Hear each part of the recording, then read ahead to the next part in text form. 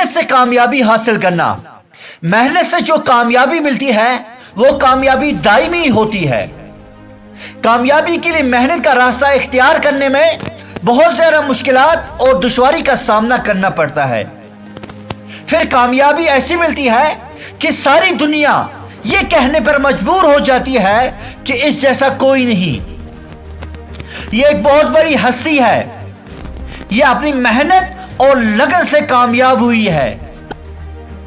آج میں اس شخصیت کے بارے میں بات کروں گا جس کے پاس اپنے مشن کو چلانے کے لیے، آگے بڑھانے کے لیے آسان راستے بھی موجود تھے، لیکن اس نے ایک مشکل اور سب سے زیادہ دشوار راستے کا انتخاب کیا.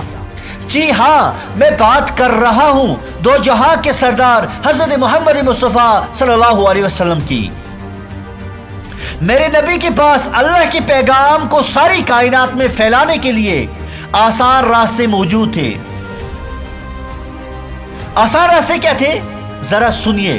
پہلا آسان راستہ یہ تھا، جس وقت نبی صلی اللہ علیہ وسلم نے اللہ کے پیغام کو پھیلانے کا آغاز کیا، اس وقت عرب کے لوگوں کے پاس وسائل کی کمی تھی، جس کی وجہ سے وہاں زندگی گزارنے کے مشکل ترین حالات موجود تھے.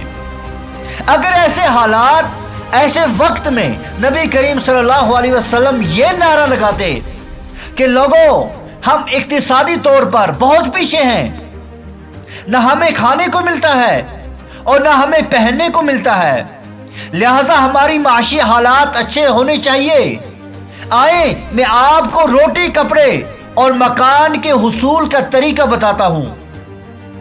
یہ ایسا نعرہ تھا کہ ایک نعرے کے اوپر پورے کے پورے عرب لوگ اکٹھے ہو جاتے، مگر آپ صلی اللہ علیہ وسلم نے یہ راستہ اختیار نہ فرمایا. دوسرا راستہ یہ تھا، اس وقت غریب اور کمزور لوگوں پر بڑا ظلم ہو رہا تھا، تو اس وقت اگر یہ کہہ دیا جاتا کہ اس پوری دنیا کے اندر چاروں طرف ظلم نظر آتا ہے، لوگوں پرسکون زندگی حاصل کرنے کے لیے آؤ، میں تمہیں اس معاشرے کے اندر عدل و انصاف قائم کر کے دکھاتا ہوں. تو جو لوگ ظلم سے تنگ آ چکے تھے وہ آپ صلی اللہ علیہ وسلم کی آواز پر آپ کے گرد جمع ہو جاتے، مگر آپ صلی اللہ علیہ وسلم نے یہ راستہ بھی اختیار نہ فرمایا. تیسرا راستہ یہ تھا کہ عرب کے لوگوں کو اپنی زبان دانی پر، عربک لینگویج پر بڑا ناز تھا. اپنے آپ کو عرب کہتے تھے، باقی سب کو عجم. اگر اس وقت نبی کریم صلی اللہ علیہ وسلم یہ ارشاد فرماتے کہ عرب کے لوگوں، دنیا میں دائیں بائیں بڑی تہذیب یافتہ حکومتیں ہیں، آؤ ہم ایک زبان بولنے والے ہیں، ہم زبان کی بنیاد پر ایک ہو جائیں، اس طرح دنیا کے اندر کیسر و کسریٰ کی مانند عرب کی بھی ایک بڑی حکومت ہو جائے گی.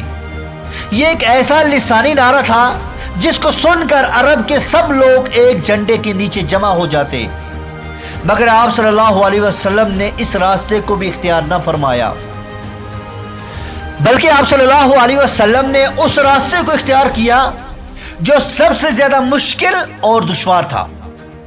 اللہ کے پیغام کا آغاز عرب کے لوگوں کو ایک جگہ جمع کر کے کیا کہ اے لوگوں، کہو نہیں ہے کوئی معبود سوائے اللہ کے، تم کامیاب ہو جاؤ گے، فلاح پا جاؤ گے.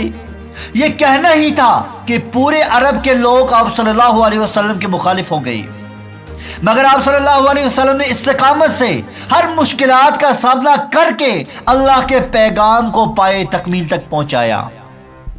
نبی صلی اللہ علیہ وسلم نے پوری دنیا کو بتا دیا کہ محنت کرنے کے بعد جو کامیابی ملتی ہے وہ ہمیشہ رہتی ہے، اس لیے بڑی کامیابی کے لیے محنت ضروری ہے.